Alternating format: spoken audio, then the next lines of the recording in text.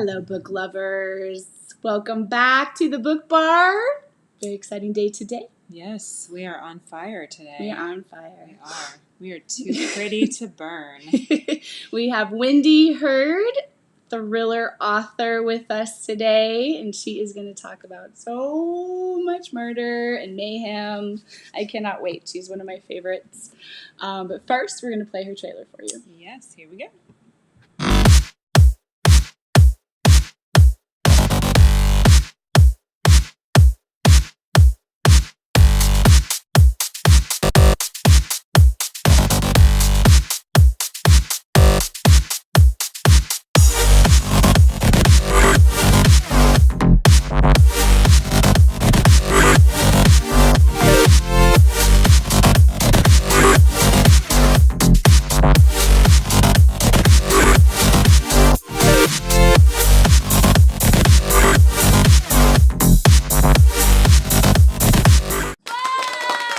There she is. Welcome. Thank you for joining us today. We appreciate Thank you for taking having time. me. So fun to be here. Yeah, I'm so excited. We have a lot of questions for you. All right.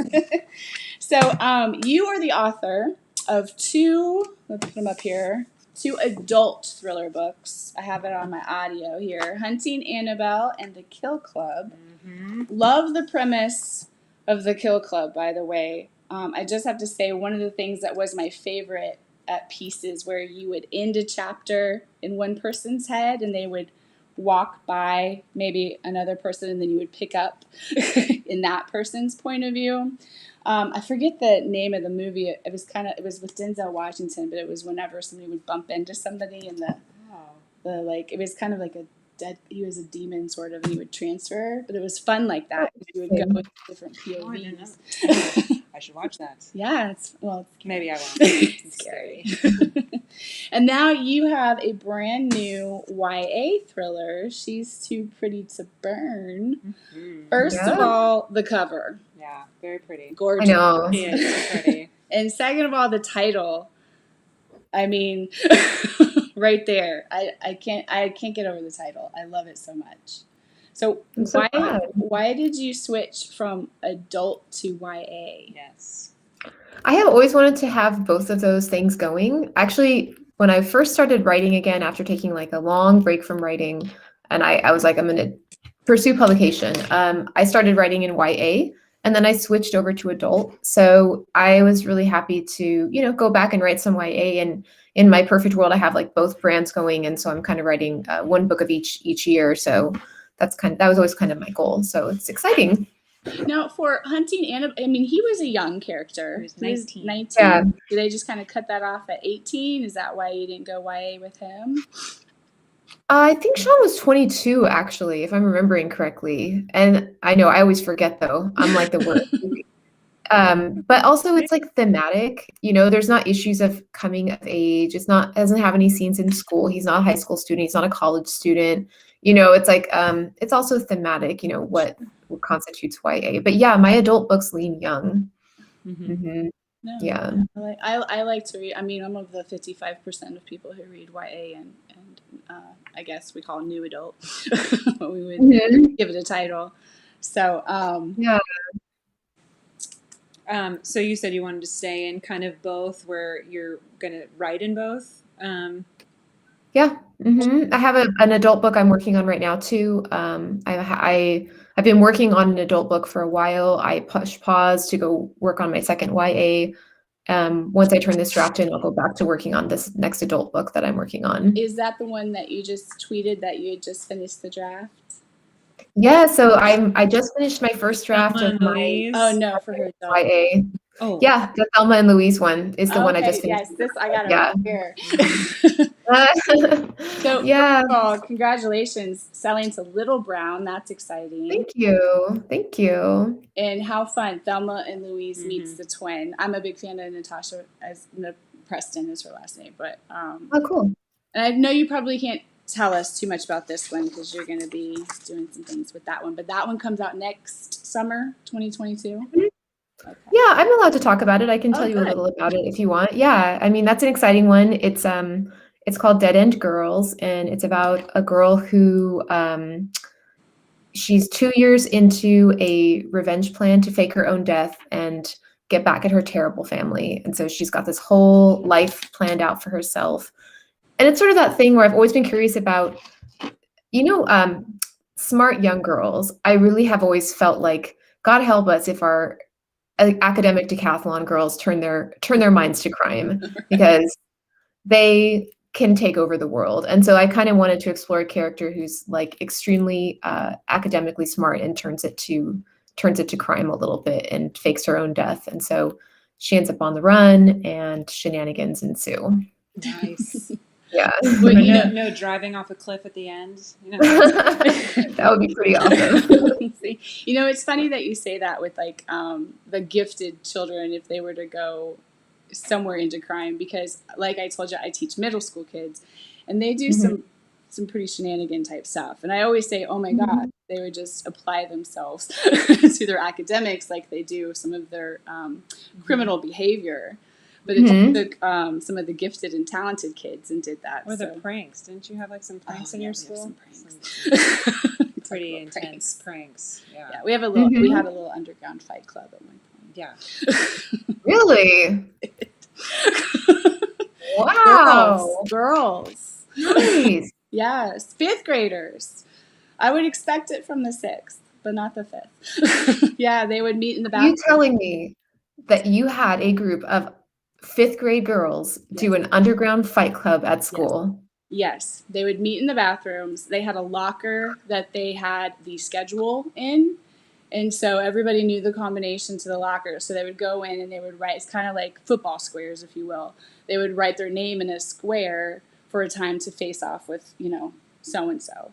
They would start in the bathrooms. Then after school, they would meet at the corner, and it would end at this, like, there's this church down the street. We've claimed the rights to this book. I was like, isn't that crazy? Manuscript wish list.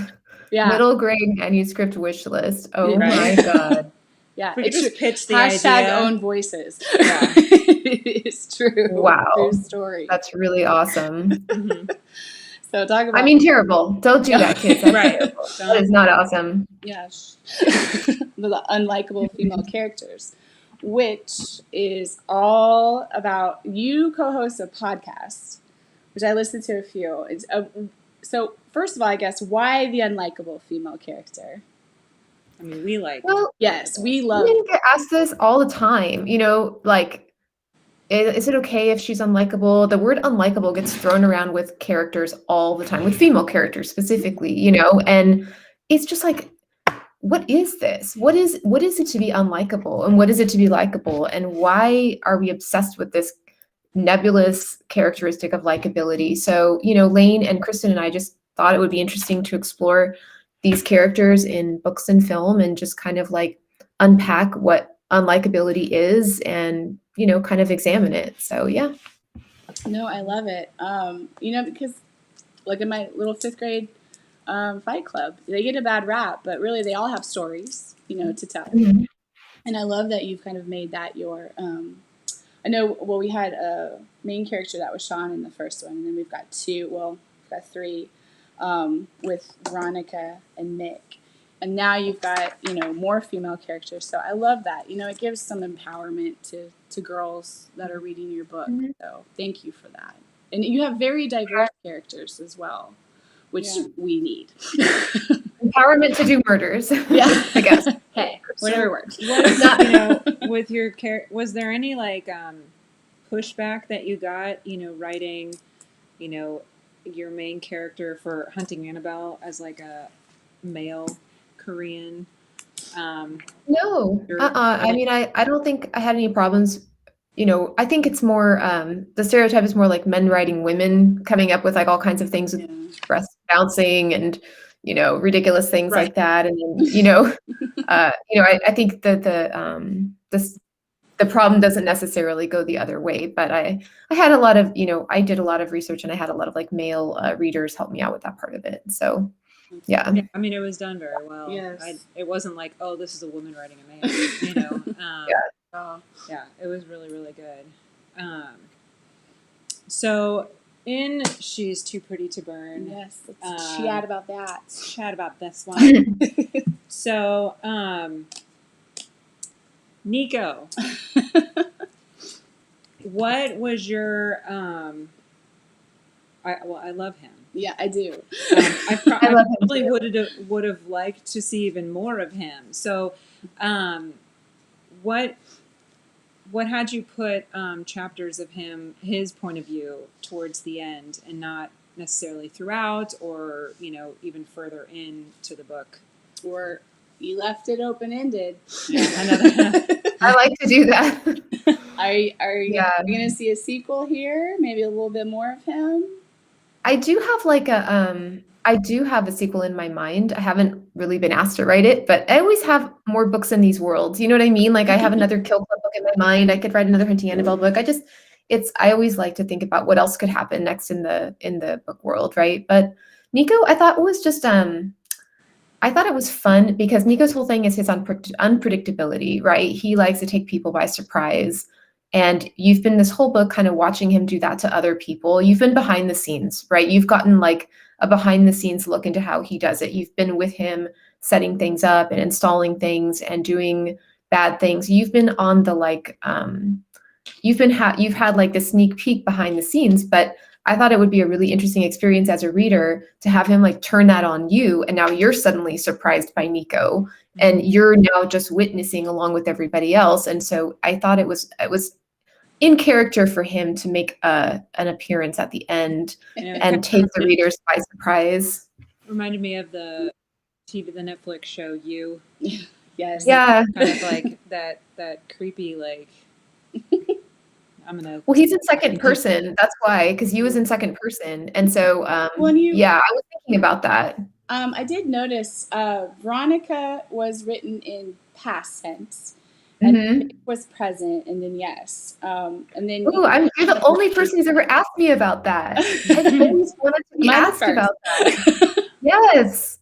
So I really wanted to try something where Veronica's in past tense, but then at a certain moment, I wanted her to catch up with Mick and have them both be in present tense for Act 3. Mm-hmm. And so I was like waiting until the climactic moment when that big thing happens. And then I wanted them both to be in present tense. I thought that was just like an interesting little trick I was doing. And I was wondering if anybody would even notice it. I did. I was like, okay, this is the past. And I would flip back. I'm like, okay, then this one's present. And I know something's going to happen here.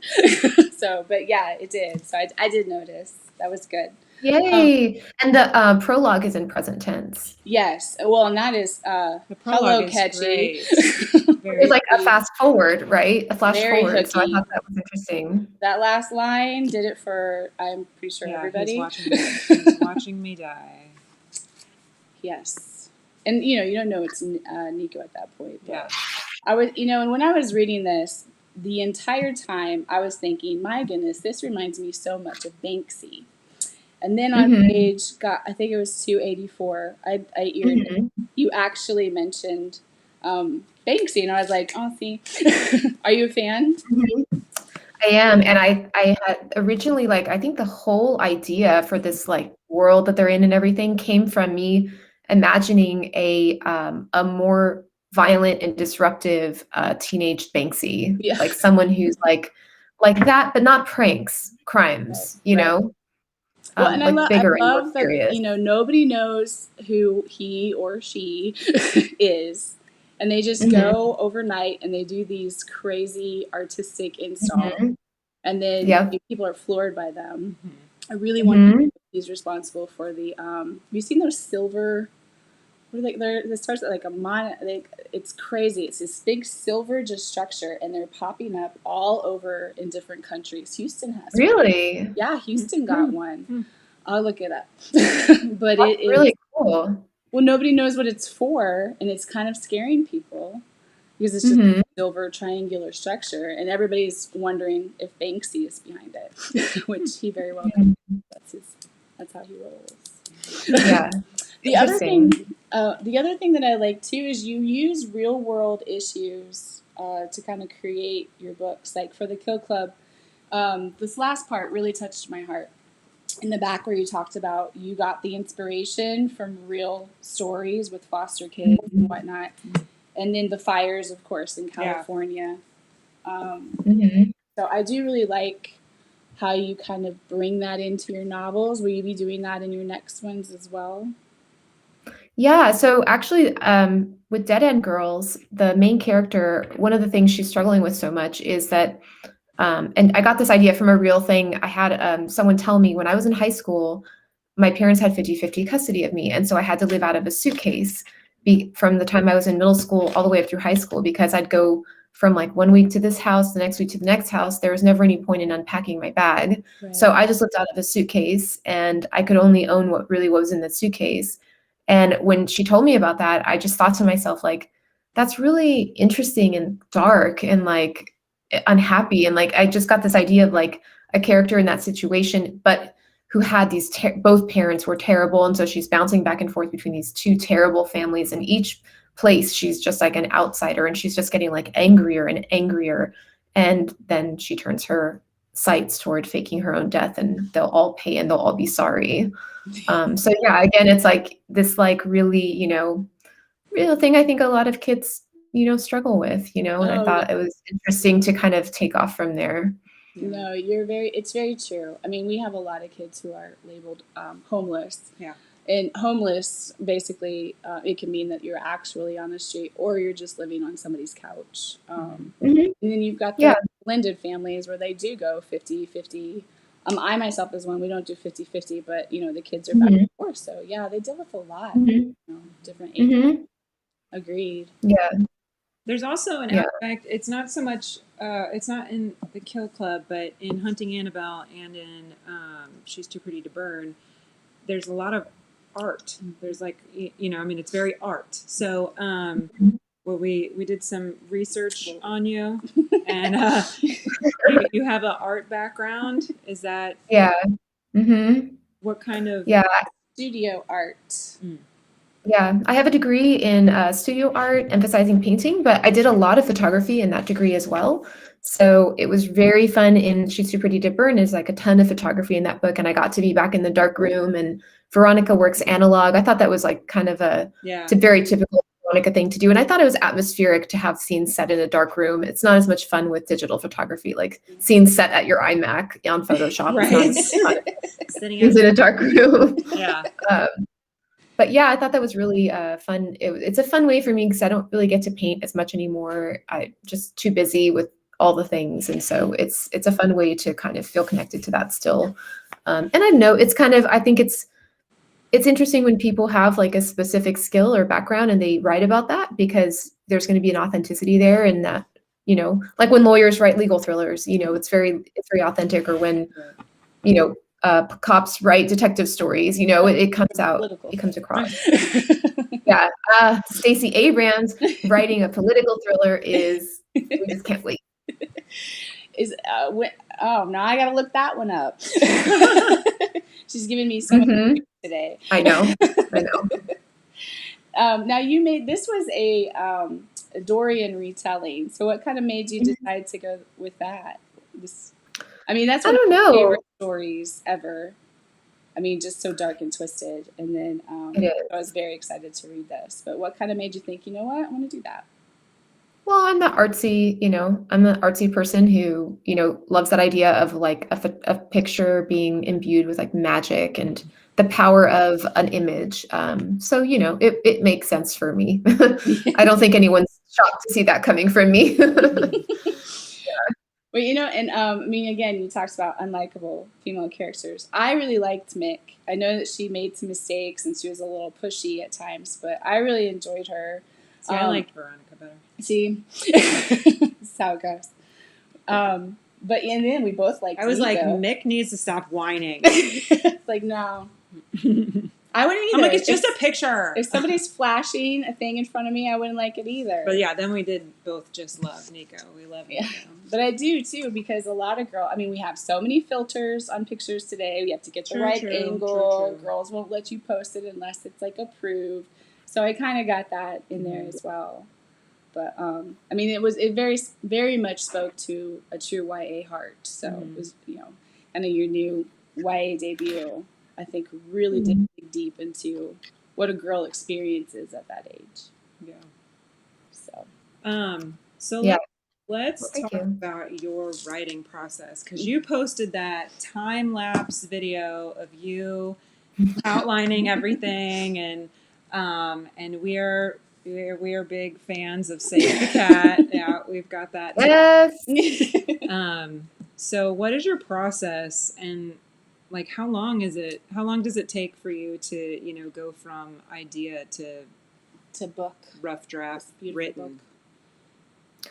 Well, I don't know. It's kind of hard that because the last few books I've written, like that are you're seeing on going to shelves, I've written on deadline because those were contracted on proposal. So I feel like I've had to rush. For example, Dead End Girls, I had 3 months. She's Too Pretty to Burn, I think I also had 3 months to do the first draft. And that really needs to be a second draft because you don't want, no one shall ever see a first draft. So I've kind of learned a speed drafting, I guess, for me, because I think in my perfect world, I'd take, at least 6 months to really dig into a story and stuff like that. But I think actually, now that I've gotten used to drafting them a little faster, I think the momentum is good. It's like get it out, get that first draft out in a few months, and then you can spend another few months tinkering with it and editing it, making it beautiful. But yeah, I tend to write. I do Save the Cat. I don't outline a lot. Like I have a really simple beat sheet that has like, I usually by the time I sit down to write my outline, I've already drafted some chapters in the beginning to get a feel for the project. So I'll like draft a few chapters in the beginning, kind of feel what this book might be, and then I'll go in and do my outline and be like, okay, what are the plot points? What's the break into two? What is Act Two? Like I like to think of Act Two as I do drafting in 4 acts. So Act Two is really 2 acts, 2A and 2B. And so 2A is like the movement all building up to the climax, the midpoint. And then the second half is the bad guys close in and you're like rolling down the hill, like everything is falling apart. And so, it's like Act 2A is sort of building and Act 2B is falling apart. So I'm always trying to think like, what's the midpoint going to be that will cause that action to happen? And then I'm thinking, what's the Dark Knight, the end of Act 2 where everything is lost? But I don't really draft scenes the whole book in advance. And then once I've got like my main outline, I'll do like a scene outline of this act. So Act 1, get to the end of Act 1, go back and look it over, fix anything that needs fixing, and then I'll do a scene outline to the midpoint. And then same thing, look back, and I'll do a scene outline to the. So I try not to over outline the whole book from the beginning because I just tend to get overwhelmed, and it ends up that I have to change things anyway. I really admire people who can write the whole outline and it just sticks. Yeah, I don't know any of those people. It's not us. I do. Do you know Aiden Thomas? Cemetery of Boys and to her. Lost in the I'm gonna write that. Okay, Aiden drafts in like Cemetery Boys. Mm-hmm. Oh, they do this draft that's like 80 pages, but it's like a full outline, and it's like every scene is outlined and planned, and then when they go back in, it's like they just go off their outline, and it works from beginning to end. That's just amazing. I'm in awe. I think that's yeah, beautiful. Well, the characters they tend to take over, and things start to change. Yeah, we're definitely when we read Save the Cat, I'm definitely the planner and she's the what's it called, Pantser. Yeah, Pantser. And so we get kind of caught up in that because I'll be like, what are we doing? And she's like, I just have to get the story out, and I'm like, I need to know. Where am I going? I'm not in your brain. I can't tell you. I can't talk to you right now. I just got to get the story out. Mm-hmm. And I'm like, I'm going to edit through this, and you're. I don't. Yeah. It just does. It just changes. But Mm-hmm. I do love this book, though. I bought it this is a little thicker. I bought the one, the original one was when it was by Blake Snyder. So I have both of them, and the other one is like falling apart because I've gone through it so much. So I'm thankful for this one. Yes, this one. Mm-hmm. Same. I have.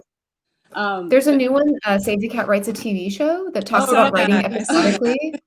I'm like, it's really good. I also picked up Story Genius by. That one's good. Yes. How do you feel? I mean, because I actually have heard differences, and I tend to agree with story versus plot, right? So how do you feel? Which one is more important to you?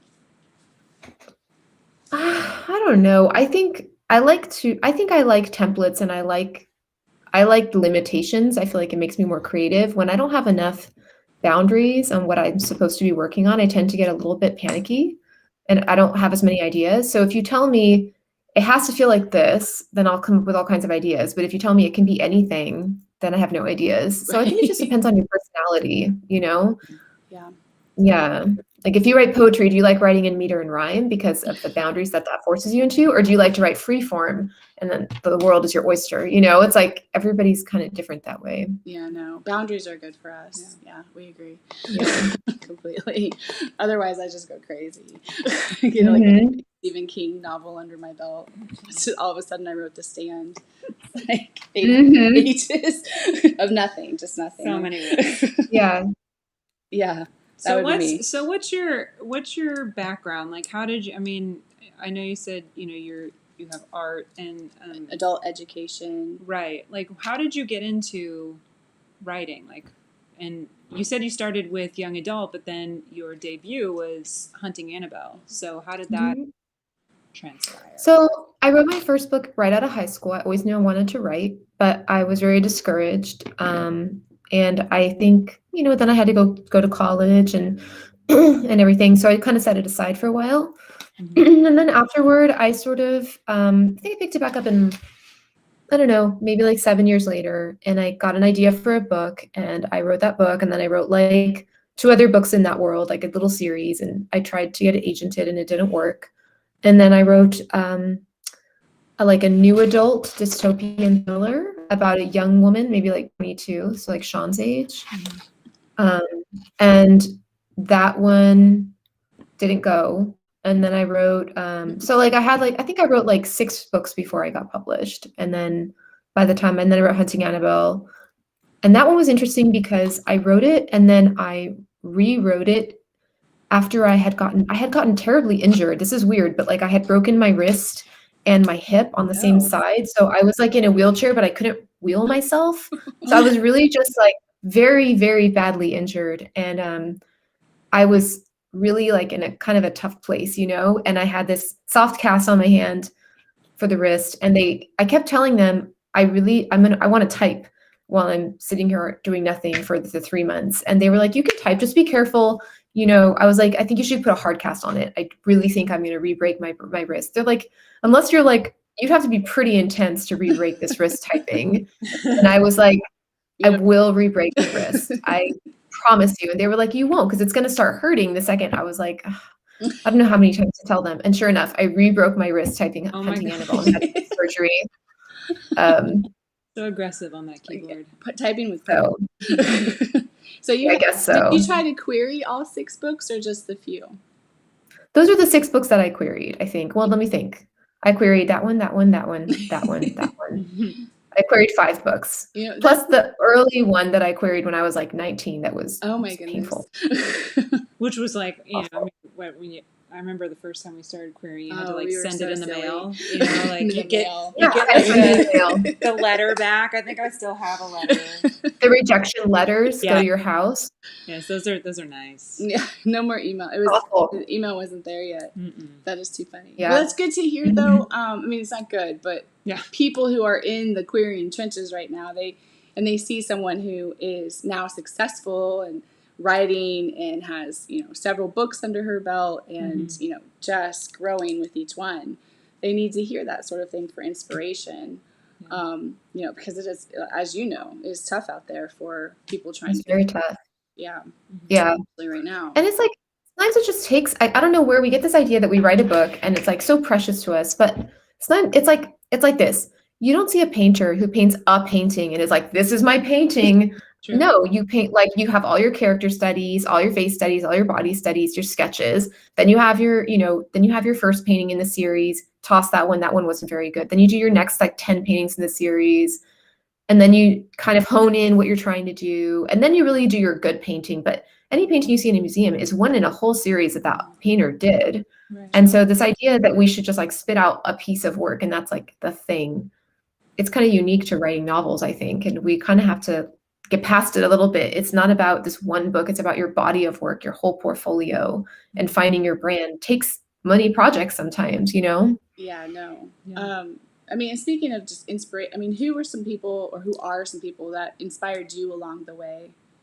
You know, from you said I guess when you're a teenager to now to actually being on the shelves now.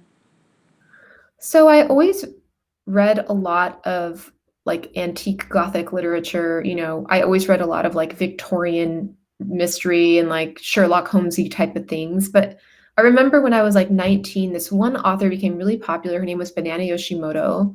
And she was a young woman writing these books that kind of blew up. They were like commercial literary, like literary contemporary.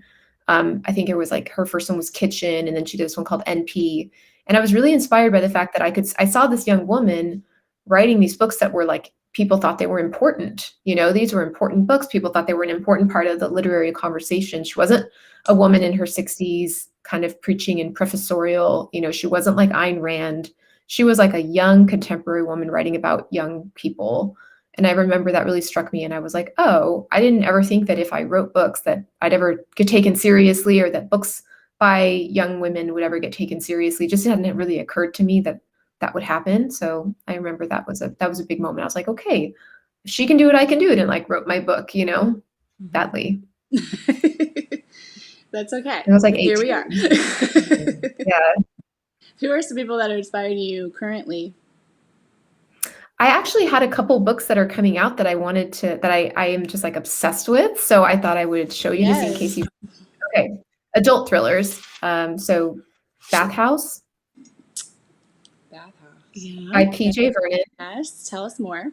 His writing is so incredible. It's so tense. It's so terse. It's like every line, it feels coiled to spring. I don't know how to explain it, but his writing style is amazing. And this is about, it's about a couple in a perfect marriage, both gay men, and one of them is cheating, and there's like murder at the bathhouse, and it all goes south. So I don't want to give too much away, but it's amazing. We will we'll put links to all of these in the description, so I'm going to write them down as you go. I really can't recommend that one enough. I think that, and then this one is by my friend Wanda Morris. Have you seen this one floating around? All Her Little Secrets. I have. It's all over your page. And that's okay. Well, Wanda was my Pitch Wars mentee a couple years ago, and I'm so excited that this book is actually like coming out now. It's wonderful. It's about a female lawyer in Atlanta, and she kind of gets sucked into this conspiracy that's going on, and she has all her own secrets that are making it worse. So these are two writers I look up to a lot right now. They're both doing really interesting things. Very cool. So you were involved in Pitch Wars. Yeah. I did. I mentored one year, a couple years ago, and then I didn't again just because my schedule got really crazy. But it was a very great experience. I really enjoyed it. I would love to do it again sometime. And you said the one book that was your mentee. Very fun. Congratulations. Yeah. It's really awesome. She has like this very interesting historical family mystery tied into this modern big city legal thriller. It's really cool. It's kind of like How to Get Away with Murder type of deal. And yeah, we love that show. Yeah. I look up to her a lot. She's a fantastic writer. Yeah. That's awesome. All right. I'll get that down. I'm gonna put that in there. And we talked about some of the like guilty pleasures on Netflix, like Behind Her Eyes. What are some? Oh my God, that's not even guilty. I just can't wait for that. I can't believe that I just discovered that it's out. I've been waiting. Yeah. So tonight, Wendy's going to be starting the series. If anybody else wants to join, Yeah, right. We do a little watch party.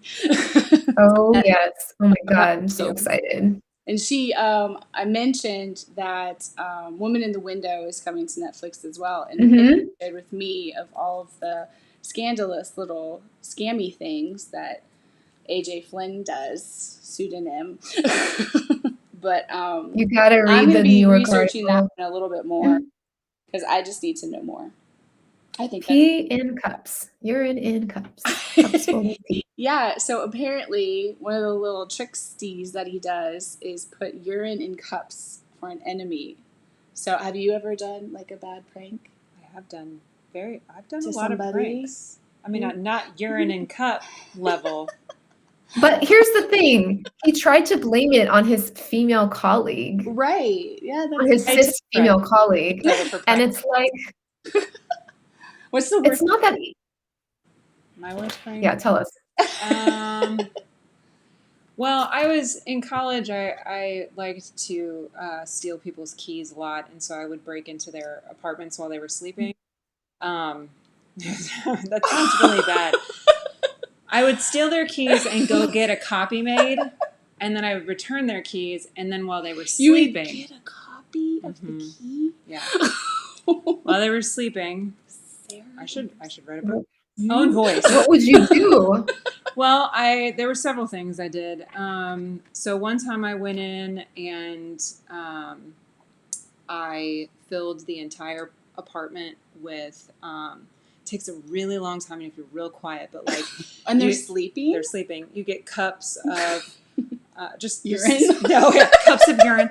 No, just I filled up cups with water, but they're like right next to each other, so you can't walk anywhere.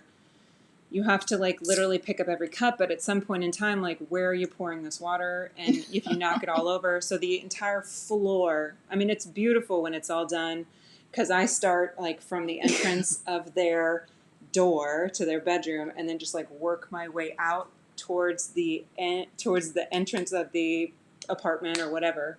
And then you And just the leave whole floor. undetected. Who are you? And then the other time, now this one was very crafty. I mean, not crafty, but a little bit more risque. 'Cause I took this apartment had a downstairs and an upstairs, and so we came in and we took everything that was downstairs and we turned it upside down. So it was a team effort at this point. And the person is asleep. They're asleep. This They apartment had to be passed out. This apartment had four guys Did you sleeping. slip them something? No. But so everything downstairs was turned upside down, and I mean, from like flipping couches, tables, everything is upside down.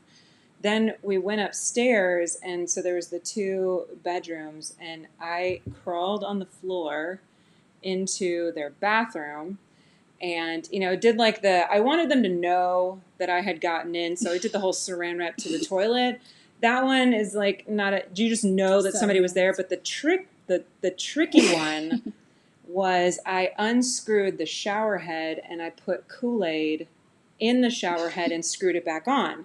I would be so mad. When I mean, it depends on what kind of shower you are, because sometimes people will turn on the water at the bottom and then they get in and they turn the top water on them.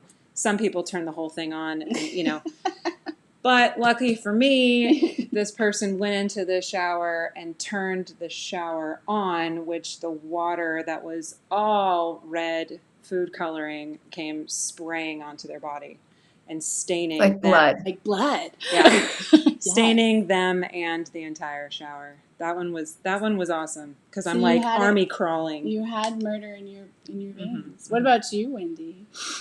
Any pranks? Wow. That's another level. And I feel like there's a book in there where you're doing these pranks, but then you get blamed for murder. Yeah. Like you get framed this One way. of the people who's asleep is dead. True. Yeah. I also stole all the light bulbs in somebody's apartment. I don't even know her anymore. I don't know who Even this is college. Yeah. Which, At Baylor University. hey, they just won. They just won the basketball. At a basketball Christian tournament. university. Yes, yeah. This, we all know that they're the worst. I was gonna say you had to do something. I know. I loved pranks. No one ever really got me back, which is also kind of the bummer, because like you enjoy the prank, you expect retaliation, but they wouldn't do it. Maybe they tried, but it wasn't good enough. They didn't. Do you have any pranks under your? No, I mean not at all. I was like listening to this, like, geez, no. I didn't. I can't compete with that. I used to stick little thumbtacks outside my sister's door and then yell bloody murder, and that was really the extent of my horrible. And she would run out and Yeah. step on them. that hurts. Though. Yeah, no, it's not. I'm not a nice child. It was just something. Oh, there was another one though. I broke into my ex-boyfriend's apartment. Now that one was a little bit more. Now revenge. here comes the murder story. This was revenge. And I took fishing wire and I attached it to his doorknob and tied it to the refrigerator so you can't get out. Problem was Did you that start a fire? Okay. The problem with that one is that their front door was really, really squeaky, so we had to leave it open, which let a whole bunch of feral cats into their living room. So that was tricky to get the cats out. Where are they living? It was just an apartment complex, but there was cats just in the, so they like just made their way in because we had to leave the door open. But the best prank... Did you open cat food just for fun? No, but the best prank is we took every single canned good they had and tore off the label. Now, when you don't know if you're getting peas or fruit or soup, like, yeah, that's an issue. It's a whole thing. So that one kind of gave me pleasure because then when I came over like at other times and opened their pantry and they've got like beans written on it and then it's crossed off and it's like pears. Like it's just funny. It was funny. But the feral cats was the issue. Yeah, no, that's like the urine. That's a big issue. A little icing on the cake there. Yeah. Yeah, we can't compete with you. You win. Winner. Yay. I think there's a book in there where you do that prank and you leave it open and then a murderer comes in and now you're blamed for it, etc. Yeah. You're going to see that on Publishers Marketplace. # I also was a private investigator in my life too. So it kind of all tied in, like I've got stories from that too where I had to take on false identities. So, I always wondered, do you ever get to interview people like cops or detectives, or I would love to do that. Yeah. And I definitely did. Like for the Kill Club, I interviewed someone who works at LAPD because I was just going through the procedure. I wanted to make sure where would they take her, into what interview room, and make sure I had the procedures correct. You always interview people. I actually interviewed my doctor for Hunting Annabelle. I was like laying on the table and I was in the gown and I was like, this is a weird question, but if I injected someone in the neck with lidocaine and I was like, tell me what kind of CPR or like, what would that look like? So it like fast forward to like, I'm in this gown and she's performing fake CPR on me and she's like, got her hands on my neck and she's explaining. First I need to see her face. Like as soon as you ask that question, like if I injected here, yeah, what would happen? Yeah, I will say that. The fight scenes are always very hard to write. We've written fight scenes, and I'm like, how did she get way over there? Like, how did that? And she's like, she's dead. Yeah. But like, it was done really well in Hunting Annabelle, and there's a lot of fighting, going on with weapons and knives. And well, there's one fight scene in particular in Hunting Annabelle that was a delight to get to author, and that I think you know which one I'm talking about. Was it therapeutic? It was like I had been waiting the whole book to write this scene, and I finally got to write it, and it was delicious. My favorite word. The one delicious. Delicious. The dude's dead. I love to say that word, delicious. It's just delicious. Delicious. But in general, fight scenes are a pain in the ass. It's like fight scenes and sex scenes. It's like, where is everybody's hands? Like you have to make sure you know where everybody is doing, because it's like, wait, I had this one scene in Hunting Annabelle where he like, remember the scene where he like kicks in the door and he like attacks the guy and he like takes his shirt off. Yeah. Do you remember this? He takes his shirt off and like ties him up with it. But I had written that scene so many times, I couldn't get it right. And I combined all these scenes into one scene. And long story short, he took his shirt off 4 times. He just kept taking it off. His shirt's off and then taking my shirt off. And my editor a whole is different so book at that point. She's Canadian, the editor. It was cold. He had sweater and then sang. And it was like, I take my shirt off. I take my shirt off. It's like he says it like 4 times in the same paragraph. And my editor is like this nice Canadian lady. And she goes, just quick query. How many shirts is he wearing? One. He's wearing one. 4. It's in America, we wear 4 shirts. It's normal. Yes. Okay? It's cold. And then it wasn't. Austin, Texas in the summertime. But it is a common way Yeah, that we under do the that mix. here. Mhm. You wouldn't understand. No. Fine. For you, I guess I'll fix it. Like a princess. I mean, Canada. You don't know, right? They don't know. Yeah. They don't get it. That's is too funny. funny. Yeah, no, it's true. It's like those things are very hard to write. You know, I mean, and- Details. yeah, Oh. it's funny because sometimes we have to act them out. Like not all the scenes, but I mean, like if it's like, okay, if I'm coming at Don't you, lie, we like, do it. right? If I'm gonna, how are you gonna, No. My husband always will walk in like at the wrong time when I'm writing this, like, and you're doing the like, and he just walks away. It's like I don't even know what I'm seeing right now. So I have a friend named Tori Eldridge. She wrote The Ninja's Daughter or The Ninja Daughter, and she's an actual ninja. Like she is a ninja. And she Love says it. sometimes she writes all these kind of action-y thrillers, and she says she'll often approach her husband and be like, "Stand up." And he's like, no. One of my favorite movies is Ninja Assassin. Ask her if she knows. Ooh. It's Okay. very gory, but I love it. Okay. Yeah. Very gory. Tori is like, she's a badass. She's like I've gone hiking with her number of times, and she's like, I'm always proud if I can keep up with Tori hiking. I'm like, all right, I got this. But yeah, she's a badass, and I love picturing her husband, who's like a producer or like a movie guy. So I'm like, he's probably not also a ninja. I don't get that vibe. I'm picturing this poor guy. He's like editing a movie, and she's like, stand up. I need to try something. Stand It's up. like, oh God, please no. Fine. That reminds me of like Miss Congeniality when she's like, "Come on here, I have to show you," and she's like, she like beats the crap out of him. Poor guy. Mhm. All for the greater good.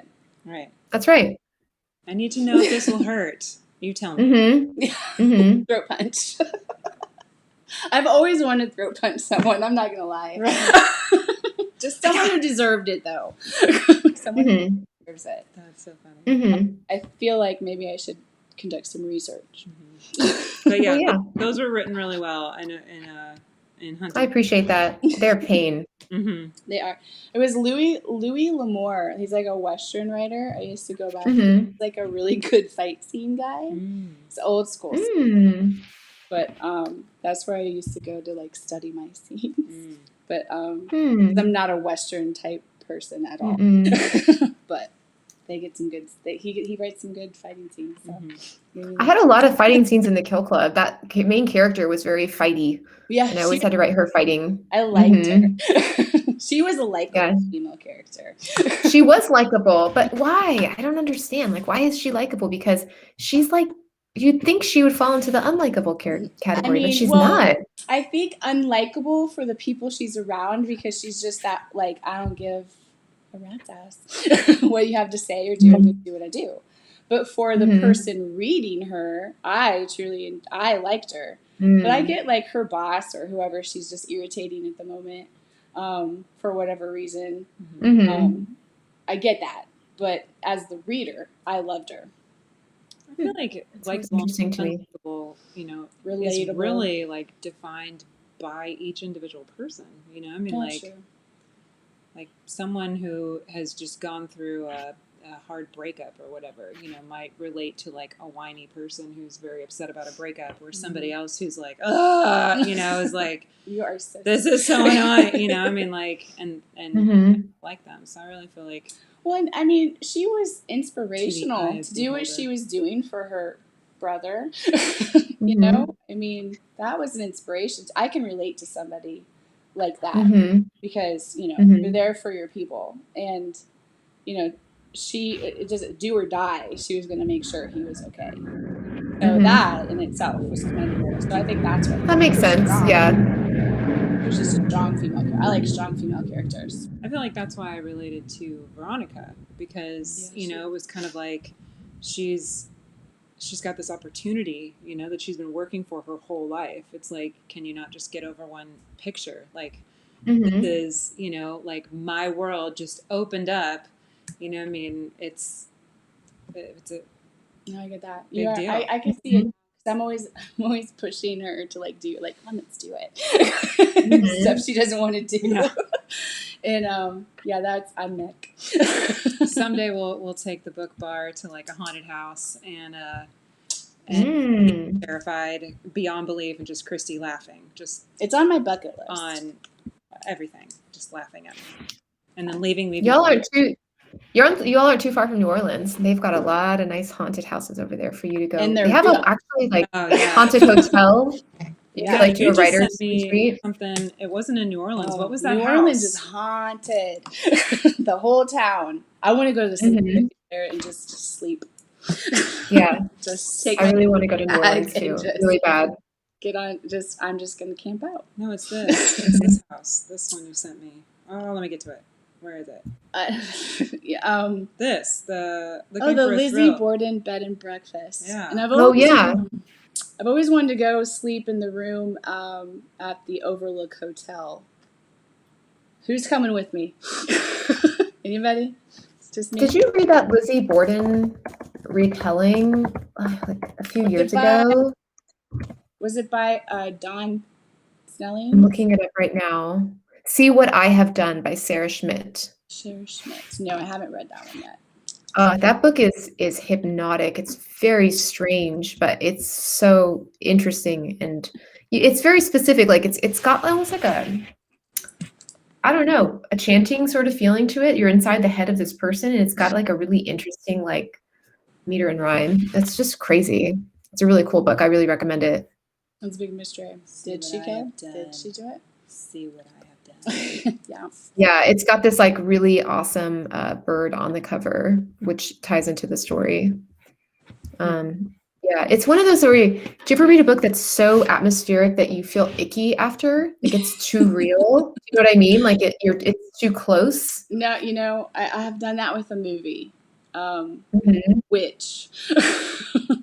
That movie really did me in. My husband and I really love to watch horror movies, but the witch one, which was it's historical. I don't know if you've seen it, but the baby gets stolen and this witch is in the forest and it's just horrible things happen. And the end is just, I won't ruin it. But afterwards I was like, I feel like I need to pray. I don't know. I felt, not okay. I felt not like when something gets under your skin like that. Very unsettled. Yeah, I have enough like craziness that happens. My daughter has night terrors. My husband is a sleepwalker and talker. I mean, there's enough hauntings happening in my own house. You don't have to extra. No, I swear, when my daughter was like 2, she started her night terrors, and when they wake up, eyes wide open, screaming bloody murder.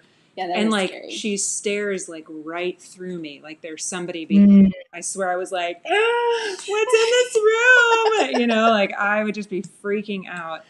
And now she just does like really weird things, and she'll like put her hand on my face and she's like, I'm like, how old is she? Now she's 8. I remember my daughter went through a phase, I think it must have been around between 4 and 6, where she'd wake up, but she'd still be like dreaming, but her eyes would be open, and she'd be talking to you, but she'd get this dead eye staring into the middle distance thing that was really creepy. And you could talk to her, and I finally realized that I had to ask her like to count or to spell or to do math, and then I would know if she was dreaming, because it was very hard to tell. It was just creepy. Oh yeah, she was asleep. Completely asleep when she does these things, and she'll sit up and talk to me, and or call me into the room, and like I come in there, she's just like looking at me, and I'm like, was there a reason I'm in here? Just kind of looking behind you, and she's like, and I'm like, okay. Yeah, that's so familiar. It went away though. But my daughter has like sleep things where she sleeps really heavy. You cannot wake her, and that's interesting, right? Like I'm like, what is this? It's like a weird sleep thing. Well, I think my daughter's has subsided. Has them every once in a while, but like we had to get her tonsils taken out. It was actually, I think, with her, so like her body wouldn't flip because she was kind of having like a slight sleep apnea in a way. And so it was causing, not being able to slip into that deep sleep. And awake.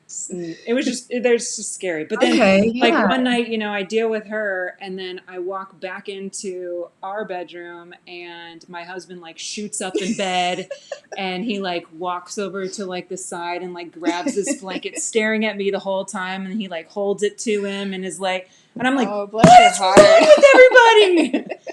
So she must get it from him. Yeah, she does. It's hereditary to have that. But yeah, it's crazy. One night he woke up and he's like, you know, rubbing the bed like this, you know, and I'm like, what's going on? He's digging. No, he like grabbed all the towels from the bathroom and I'm like, oh my gosh, he like wet the bed as a grown man. Like, what's going on? And he's like, oh, there's just a big artery bleeding all over the bed. And I'm like, what? Is he a doctor? No, but he was in the military.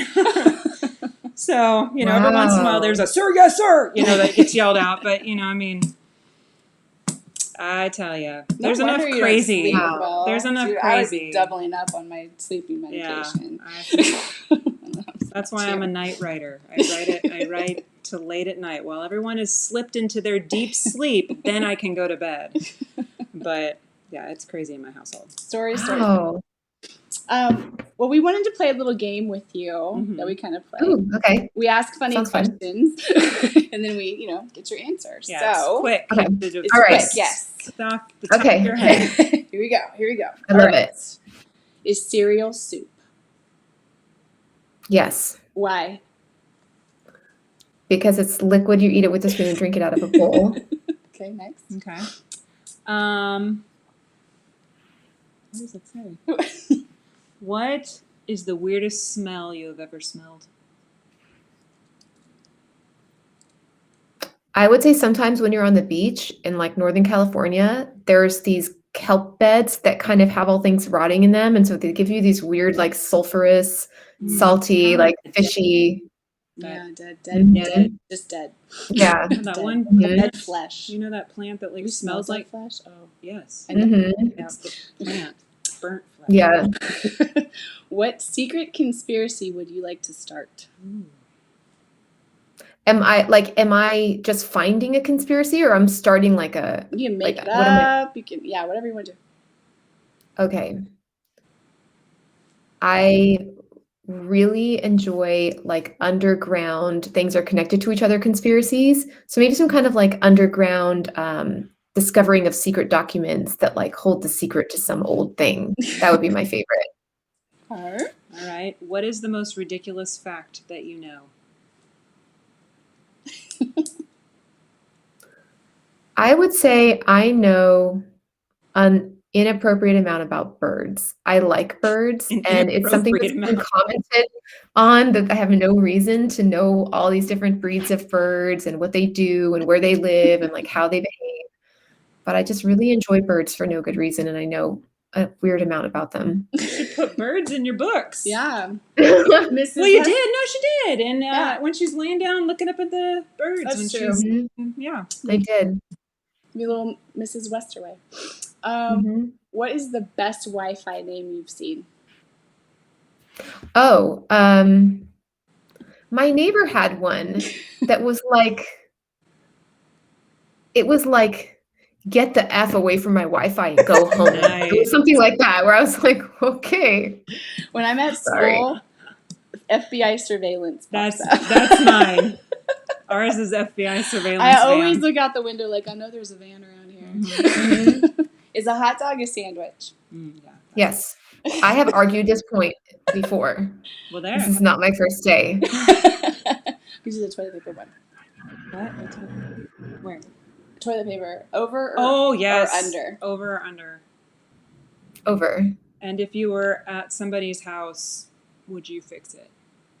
No, like I never understood why this is a hot topic. I'm like, I mean, you can still get it. Like, it doesn't really matter. Like, if it gets put under, I'm like, okay, fine. We all know what Sarah would do because she would take a key. I would break into your house and flip them all the other way. You wouldn't know. I'm not going to. You know, I would ask this one because of the urinating cups, but I'm not going to. What is, in one sentence, how would you sum up the internet? A useful disaster. Sure. That is true. That's a good one. All right, last one. All right. How many chickens would it take to kill an elephant? Ooh. See, this is where you really Okay. get to know a person. Are the chickens killing the elephant on purpose, or is it just like how Just many? nature. It's just nature versus nurture here. Nature taking over. I mean, thousands of chickens, Yeah, I think so. like 10,000 chickens. They got beaks. We asked John Cusick that one. Didn't you just say one? I think he did say one. It was like You had to hit it in the right spot. yeah. Well, yeah, but a chicken's not going to do that. I mean, if you put a chicken and an elephant together, the elephant is not going to die. Chicken. We started need an illustrator. A new fight ring. Yeah. There you go. Picture book. I mean, like, I guess if you mind controlled the chicken and like It's a implanted, robotic chicken. yeah. Gun. I mean, Hey. just to like have them smother it or something, or like accidentally peck at it until it Maybe died. it would has probably- one of your Kill Club syringes.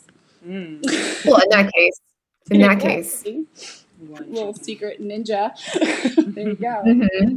Well, that is all the questions we have for you. We just wanted to thank you so much. You are such a favorite of mine and Sarah's as well. I cannot wait to see the next books. I Yes. really wish I didn't have to wait until summer That's a 2022. long time. Thank you so much for having me. I really appreciate it. It was really fun and Yeah, great no, questions. thank It's you. fun conversation. We are, we're delighted when authors come on because so many people need to hear the inspiration that you give because, like we talked about, they are in the trenches and they are having hard times and good times and unsure times, and this is a crazy time in all of the world. So we appreciate all that you give back to the writing community, and so Of do we. course. Thank you. Awesome. Well, have a good one. Thank you so much for Yeah, having Have me. a good rest of your weekend. Take care. All right. See you on Take Twitter. care. All right. See you on Twitter. Okay, bye. All right. Whoop, whoop. Oh, Wendy That Heard. was Wendy. Love her. She was also too pretty to burn. She is. I won't break into her house. So you say. If I do, I'm leaving cups of urine. She'll love it. She will love it. Now we know. Yeah. Now we know what kind of trick to play. Mm-hmm. Well, we will leave links to all of her books in our description. And please, if you haven't hit subscribe yet, please do that. We will also leave copies of Save the Cat. Yes, Writes if a you novel. are writing a novel currently and haven't looked at this or haven't picked this up, please do. It will just light bulb. At least it did for me. It light bulbs a lot of things. There's lots of highlighting and underlining in here. It's like, okay, got it. It's a big aha moment. Mm-hmm. And then we will also leave links to the books that she mentioned as well for the authors that are Yes. inspirational to her. And please be sure to retweet us and subscribe. And subscribe. Hit the button. Click, click, click. All right, we will see you guys next time. Take care. Bye.